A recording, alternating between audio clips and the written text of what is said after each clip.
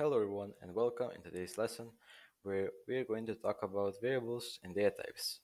Variables are used to store values in a program. In C++, variables have a data type and a name. The data type defines the type of value that can be stored in the variable, and the name is used to refer to the variable.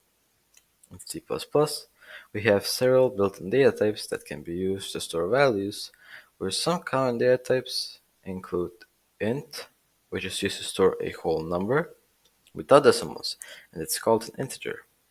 Double, which is used to store numbers with decimals, which is called floating point numbers.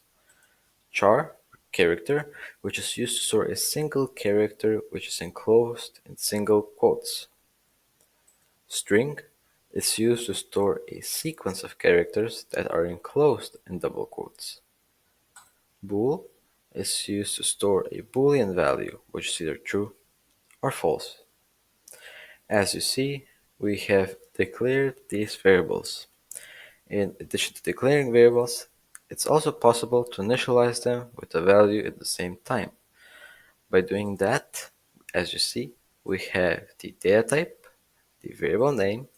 After the variable name, we need to put an equal sign, and we need to set its value. So the value for this will be 34. By double, the value of this will be 3.14. By the char or the character, its value will be a letter from the alphabet that's in single quotes. That can be G. In the string, we can put the equal sign and we can basically put anything we want between double quotes.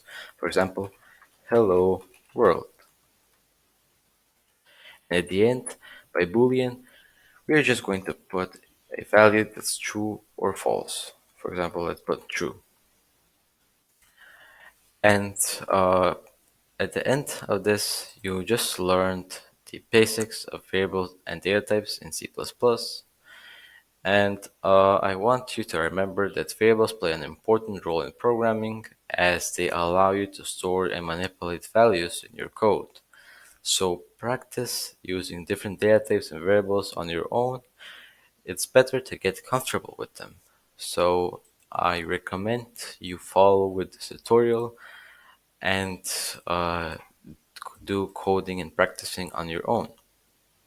Thank you a lot for watching. Make sure you like and subscribe, and see you in the next tutorial.